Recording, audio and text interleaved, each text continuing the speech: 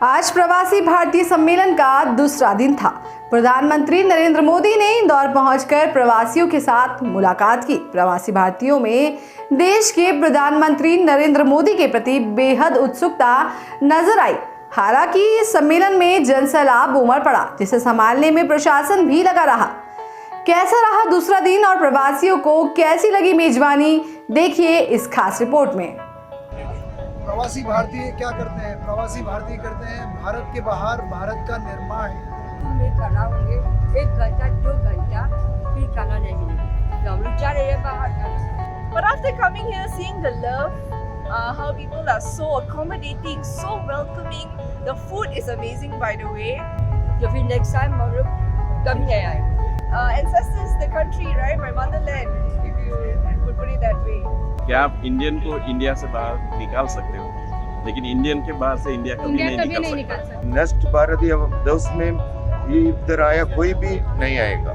आज प्रवासी भारतीय दिवस में इंदौर ने प्रूव कर दिया कि इंदौर है मध्य प्रदेश का गहना।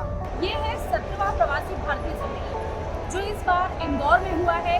इंदौर जो हमारे देश की क्लीनेस्ट सिटी कहलाती है, यहाँ इस बार हजारों की तादाद में प्रवासी भारतीयों के साथ इंदौरियों की या यूं कहें भारतीयों की भी भीड़ उमड़ी है। इस बार की प्रवासी भारतीय सम्मेलन की थीम है वो प्रवासी भारतीय जो भारत की इकोनॉमी में कुछ हेल्प कर सकते हैं, जो हमारे छोटे जिस पर हमेशा हम कह सकते हैं कि हमारे देश के प्रधानमंत्री मोदी जिन उद्योगों पर हमेशा जोर देते हैं, यानी कि स्टार्टअप्स, नए स्टार्टअप्स को जो थोड़ी सी मजबूती दे सकते हैं। तो इसी थीम के साथ इस बार इंदौर में प्रवासी भारतीय सम्मेलन का आगाज हुआ है और आइए नजर डालते हैं कि कैसा है ये सम्मेलन और आपको बताते हैं कि प्रधानमंत्री नरेंद्र मोदी ने इस सम्मेलन के दौरान यहाँ पर क्या बड़ी बातें कही। इंदौर एक दौर है, ये वो दौर है जो समय से आगे चलता है फिर भी विरासत को समेटे रहता है। जो भी सबों से है, जिसने भी इसे देखा उसके मुंह का पानी नहीं।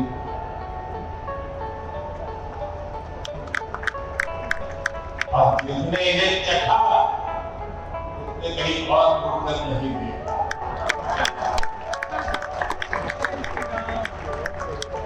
इसी तरह 56 गुलाम का पक्ष है,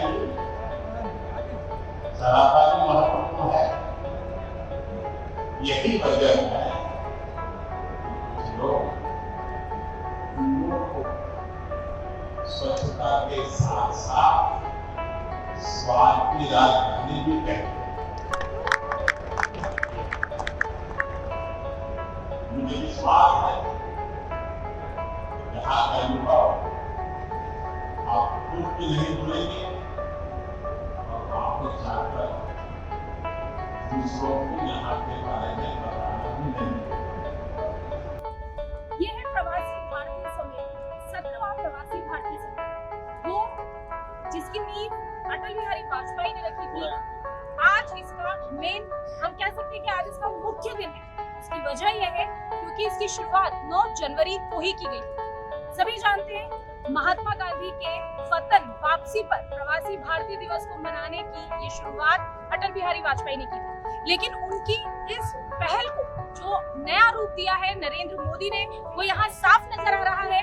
इंदौर में हमारे देश की सबसे क्लीनेस्ट सिटी जिसे कहा जाता है, जो लगातार बार स्वच्छता में अपना परचम लहरा चुकी है, उस शहर को इस बार इसके लिए चुना गया है। इसके बाद G20 भी यही होने वाला है। आज क्योंकि 9 जनवरी थी, 9 जनवरी को यहाँ पर हमारे मध्य प्रदेश की अगर हम बात करें तो सीएम शिवराज सिंह चौहान यहाँ पहुंचे थे। सीएम शिवराज सिंह चौहान ने उद्बोधन दिया। उसके बाद प्रधानमंत्री नरेंद्र मोदी ने इंदौरी अंदाज से पहले तो अपने उद्बोधन की शुरुआत की, उसके बाद इंदौरी के साथ साथ हमारे सारे मेहमानों से भी जुड़ते चले गए। क्या खास बातें कही उन्होंने, ये हम जरूर बताएंगे और साथ ही हम आपको बात कराएंगे उन प्रवासी भारतीयों से जो अपने दिल में एक प्यार का जज्बा और हमारे देश के लिए अच्छे भविष्य के सपने लेकर यहाँ पधारे हैं। मेरे साथ इस वक्त जैस्मीन है। जैस्मीन, आप मलेशिया से यहाँ आई हैं। You are from Malaysia, right? Yes, And, yes. how do you feel Actually, I'm a third generation Indian Malaysian. My forefathers came with the British to Malaysia, just to give you some context. So I grew up in Malaysia and it's my first time coming here. I came here for this event. To be honest, I thought, okay, I'm just going to go for the event. So I booked my tickets to go back very early after the event. But after coming here, seeing the love, how people are so accommodating, so welcoming. The food is amazing, by the way. I thought to myself, wow, I should have booked my tickets for a later time so I can go around and go to the nearby states or take a train. I guess I can't do anything now unless I want to reschedule everything. Yeah. So, how was your experience on Pravasi Bharti? I made a lot of connections. I'm a business developer, so what I do is I have to tap into new markets. So that's why I was invited through the World Sikh Chamber of Commerce, the Malaysian chapter. There's an Indian chapter as well, just so you know. So I was invited here for the chance for me to network, make new connection. And to be honest, I met a lot of influential people that want to help me bring my products into India. Indian nationals who volunteered and said, I can help you. You know, then we exchange contacts and I want to bring my company's business here. Yeah. प्रवासी भारतीय दिवस का जो theme था, it was like कि आप कितना help India को कर सकते हैं और इंडियन जो नए स्टार्टअप्स हैं उनको आप कैसे सपोर्ट कर सकते हैं. तो did you think anything about it कि how will you support new startups? So as a business developer, I like to outsource work. It can be website creation, it can be app creation, it can be design. So why look elsewhere when I can help my ancestors, the country, right? My motherland, if you would put it that way. Yeah. So ये हमारे साथ थी jasmine और बहुत ही खुशी के साथ jasmine कह रही हैं कि उन्हें बहुत अच्छा लगा कि वो भारत आई हैं और वो यहाँ बहुत कम समय के लिए आई थी, लेकिन अब उन्होंने अपने टिकट रीशेड्यूल कराने के बारे में सोचा है क्योंकि उन्हें यहाँ का स्वागत पसंद आया, यहाँ के लोग पसंद आए और हमें खुशी है कि हमारे अतिथि यहाँ खुश हैं. इस वक्त हमारे साथ 17वें प्रवासी भारतीय सम्मेलन में शामिल होने आए ईपेन थॉमस जी हैं. ये कतर से हमारे मेहमान बनकर यहाँ पधारे हैं, लेकिन क्या इन्हें उस मेहमान नवाजी का कोई फायदा मिला है या इस प्रवासी भारतीय सम्मेलन को लेकर इनके मन में क्या भावनाएं हैं, वो हम इनसे जानेंगे. नमस्ते. ये प्रवासी भारत डे में हम आया था. कल से हमको कुछ अरेंजमेंट नहीं है. कम रजिस्ट्रेशन के लिए 1 घंटा क्यू खड़ा था, उसको किट लेने के लिए और 1 घंटा खड़ा था. आज मॉर्निंग में हम 7 बजे होटल से निकाला, 2 किलोमीटर आगे हमारा बस स्टॉप किया, उधर से हम लोग चल के आया. इधर आके वो फर्स्ट गेट में अंदर आने के लिए 2 घंटा उधर बंद करके रखा था. दूसरा गेट में फिर आ गया, उधर अभी तक बंद है. अभी तक हमको मेन हॉल तक जाने के लिए नहीं मिला है. ये प्रवासी भारत में पूरा लोग परेशान है. पूरा हमारा लोग है, पूरा अदर कंट्री से आया, पूरा परेशान है. बिकॉज डेलीगेट्स को अंदर नहीं आया, इधर इंडिया का आदमी अंदर हो गया. अभी लास्ट ईयर का वेरी अच्छा प्रवासी भारत दिन था, उसके लिए ये ईयर ज़्यादा आदमी लोग आया. फिर हमको ये 3 महीना पहले ही हम लोग रजिस्टर किया है, ये सब किया है. हमको इधर आने के लिए कोई अरेंजमेंट नहीं हो गया है. ये हमको नेक्स्ट भारत दिवस में ये इधर आया कोई भी नहीं आएगा. ये बहुत शेम हो गया है ये अरेंजमेंट के लिए, और इसका कमेटी का पूरा अच्छा नहीं है. ये थोड़ा अच्छा करने के, कल भी ऐसा होएगा, कल और एक दिन है, ये देखे कल के लिए थोड़ा अच्छा बनाओ. हमारे साथ है ईपेन जी जो यहाँ खास करके प्रवासी भारतीय सम्मेलन के लिए आए हैं, लेकिन उन्हें अंदर तक जाने का मौका नहीं मिला, जिससे वो नाराज हैं और वो चाहते हैं कि उनको और उनके जैसे कई लोग जो कि यहाँ पर सिर्फ प्रवासी भारतीय सम्मेलन में शामिल होने के लिए आए हैं, शिरकत करने के लिए आए हैं, उन्हें कम से कम उस जगह तक पहुँचने का मौका दिया जाए जहाँ होने के वो हकदार हैं. हमारे साथ हमारे मेहमान हैं जो हांगकांग से भारत आए हैं 17वें प्रवासी भारतीय दिवस के लिए, बीना जी और मुरलीधर. तो हम इनसे जानेंगे कि इनका यहाँ का अनुभव कैसा रहा. हमारा एक्सपीरियंस कैसे है, हम एक्चुअली इंडिया बहुत आते हैं. मैं तो इंदौर आती रहती हूँ बचपन से, क्योंकि मेरी फैमिली है यहाँ पर. तो मैं अपनी ग्रैंड मदर को, अपने मामा लोग को यहाँ मिलती हूँ, पर इतना टाइम नहीं स्पेंड करती हूँ. इस बार मैं और भी स्पेंड टाइम करना चाहती हूँ। ऑफकोर्स वो मुझे बहुत प्यारे हैं, बहुत प्यारे लगते हैं, इंदौर के लोग बहुत प्यारे लगते हैं, पर उनका ये शहर प्यारा नहीं लगता था, क्योंकि बहुत गंदगी थी। बट इस बार हम आए हैं तो बिल्कुल चेंज लग रहा है, यू नो। वीना जी, मैं आपको बीच में रोकूंगी। आप कितने साल बाद आई हैं इंदौर? 4 साल। 4 साल बाद। तो 4 साल बाद आपको ये महसूस हुआ कि इंदौर की दशा और दिशा बदल चुकी है? या एब्सोल्युटली वो लगता ही नहीं है, पहला का इंदौर लगता ही नहीं है। तो लगता है कि मैं और ज़्यादा यहाँ देखूँ कि क्या बदला है, क्या और चीज़ें आई हैं। जैसे हम कल तो मॉल चले गए थे, नया मॉल जो बनाए, तो वो तो absolutely mind blowing, like you know, never seen that they would have created something like that in India. So it's a nice place. You can even think of moving to India now. Before it was like, no, you cannot move to India, but now you can even think about that. So that's इस प्रवासी भारतीय सम्मेलन के पीछे मोदी जी का ये target था, या हम बोल सकते हैं ये लक्ष्य था, कि वो ये चाहते थे कि जो हमारे छोटे स्टार्टअप्स हैं, जो हमारे नए छोटे छोटे बिजनेसमैन हैं, उनको किसी का सहारा मिल सके। तो इस सम्मेलन में आने के बाद क्या आपको ऐसा अनुभव हुआ कि ऐसा कुछ हो सकता है, ऐसा कुछ किया जा सकता है? Yes, possibility hai, you know, and we are hoping that we are in Navita business, you know, in wellness business, and franchise. We want to open up a franchise. Start, you know, this will be the first one to start with. So basically, So we will, yeah, in fact, Mr. Lal has been investing in India since 1973, 73. and he's had very bad experiences in the past.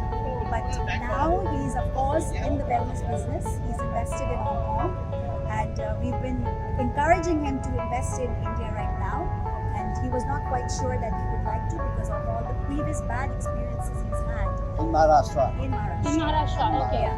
But So I will try Madhya Pradesh. but now looking at the direction India is moving, the leadership there is, how things are getting a bit more systematic and trying to meet international standards, I think he is feeling a bit more encouraged to invest in startups.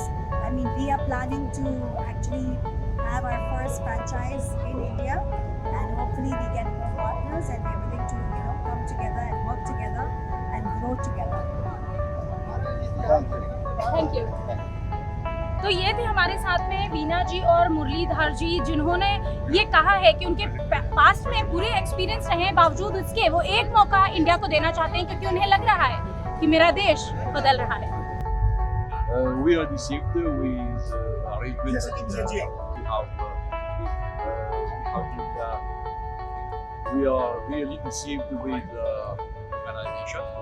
It's very poor organization. We have we have not been treated well. We were supposed to get lunch now, and we are waiting for hours to get a lunch. And we have been told that there are 3,500 people, delegates, and they have made arrangements for only 700 people or 1,000 people.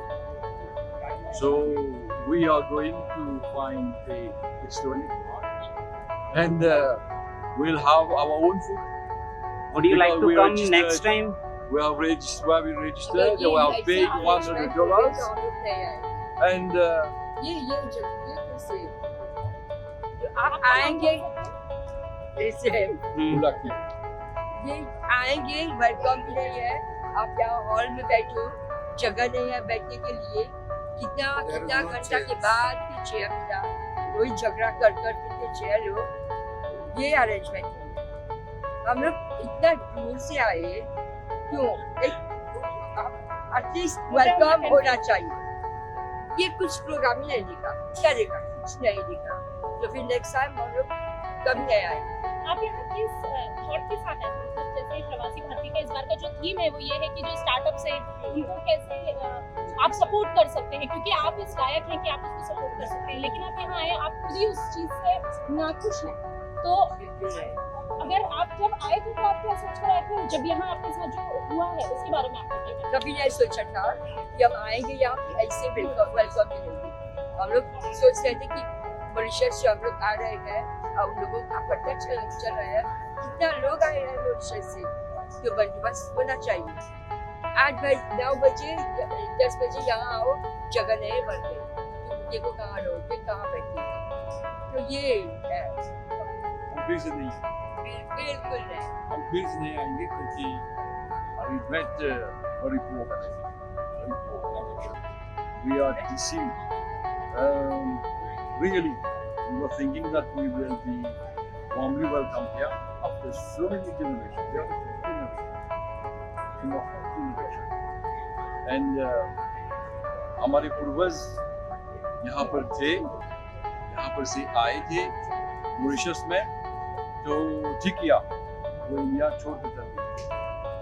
आप सिर्फ यहाँ देखो, ये जगह देखो, सिर्फ कितना लोग खड़े हैं वो खाना के लिए, और वहाँ अंदर कितना खाना के लिए, तो वहाँ क्यू में खड़ा हुए 1 घंटा 2 घंटा फिर खाना नहीं मिला, तो हम लोग जा रहे हैं बाहर। ये थे हमारे साथ हमारे मेहमान। हम उस देश की बात कर रहे हैं जहां हम कहते हैं अतिथि देवो भव।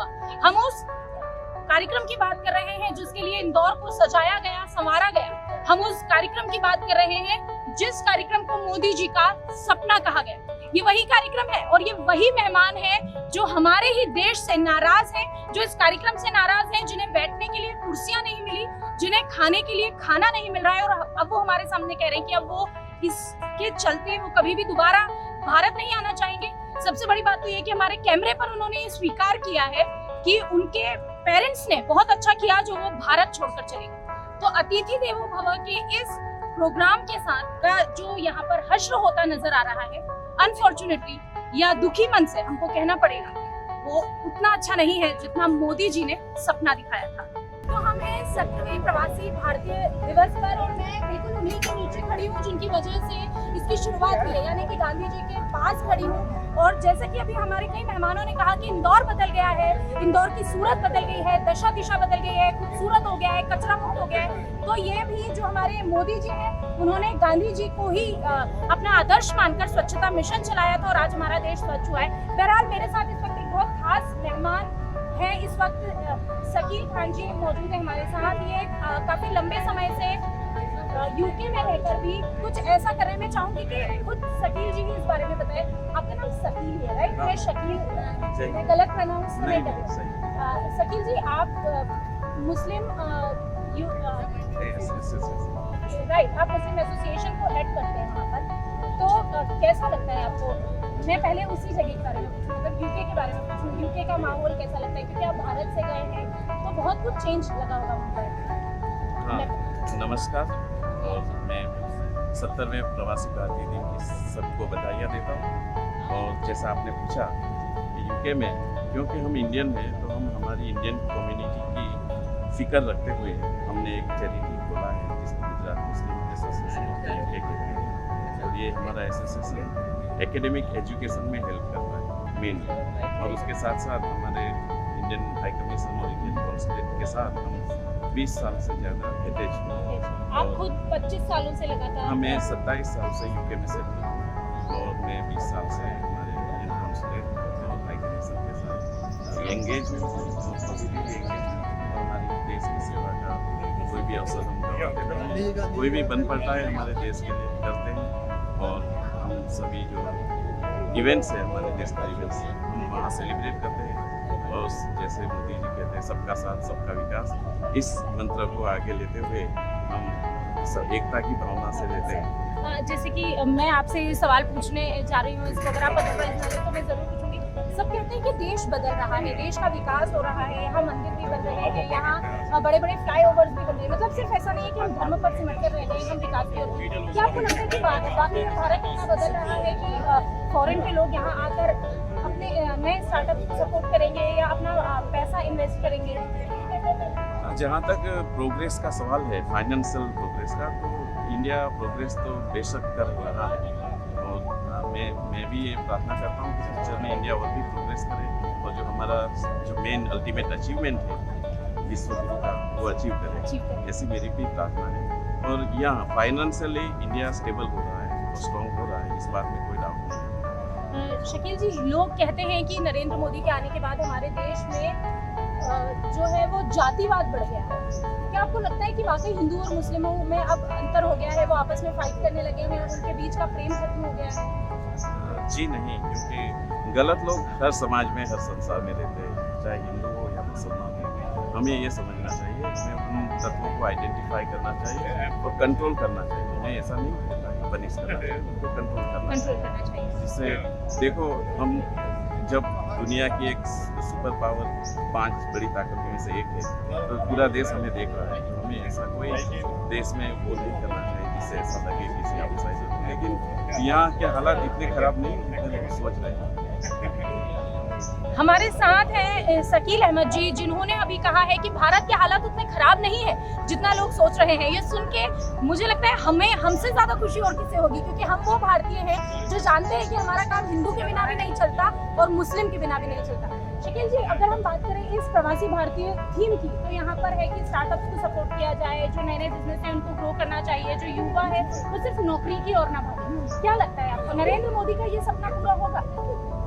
हाँ, लेकिन ये सपना तो सही है, लेकिन वो सबके साथ के बिना, कोऑपरेशन के बिना पूरा नहीं हो सकता। इसमें आपको, हमें, भारत की जनता को इसमें कंट्रीब्यूट करना पड़ेगा, प्रैक्टिकली इम्प्लीमेंट करना पड़ेगा अपना अपना कंट्रीब्यूशन।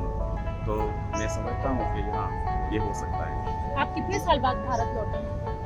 मैं तकरीबन हर साल एक बार इंडिया में आता हूँ, एक्सेप्ट कोरोना, और इस बार भी मैं प्रवासी भारतीय में आया हूँ। तो यहाँ आना आपको कैसा लगता है? आप लगातार 27 साल से देश से बाहर रह रहे हैं और अब आप वहीं के होकर रह गए हैं, लेकिन अभी भी आप जब अपने वतन लौटते हैं तो वो कौन सी भावना है जो सबसे पहले यहाँ आकर आपको महसूस होगी? देखो, आपने बड़ा अच्छा सवाल किया, और मैं अपना ही डायलॉग, मेरा ही राइटिंग राइट है इसमें। अगर कोई राइटिंग राइट है तो मैं आपको सुनाता हूँ, जो सारी पब्लिक सुनेगी। कि आप इंडियन को इंडिया से बाहर निकाल सकते हो, लेकिन इंडियन के बाहर से इंडिया कभी नहीं निकाल सकता। ये मेरा ही रचा हुआ डायलॉग है, और मैं यही थीम के साथ जीता हूँ। अभी हाल ही में आपसे पहले हमारी एक मेहमान से बात हुई थी, उन्होंने हमसे कहा था कि जैसे एक लड़की की विदाई होती है तो आप उसके मन से कभी मायके को खत्म नहीं कर सकते, वैसे एक इंडियन भले ही कहीं भी चला जाए, लेकिन आप उसके मन से भारत के प्रति प्रेम खत्म नहीं कर सकते। तो यहाँ जब आप लौटे हैं, यहाँ का फूड यहाँ और वहाँ का रहन सहन, कितना अंतर है?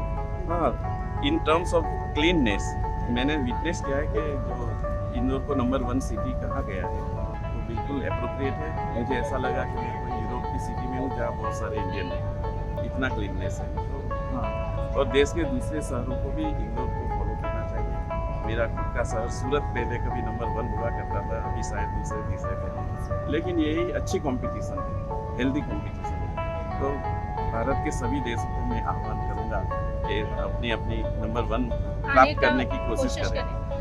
तो ये इंदौरियों के लिए शकील जी की बोली हुई बात, मुझे लगता है कि उनके लिए ये बेहद अच्छी होगी, क्योंकि उन्हें सुनकर गर्व होगा कि शकील जी ने कहा है कि भाई हमारे यूके के किसी सिटी से कम नहीं लगता आपका इंदौर, क्योंकि यहाँ पर इतनी सफाई है। तो इस सफाई को इंदौरी अगर मेंटेन करते रहे तो भाई प्रवासी भारतीय तो ठीक ही है, लेकिन विदेशी भी अगर आपकी धरती पर आएंगे तो कहेंगे सलाम इंदौर।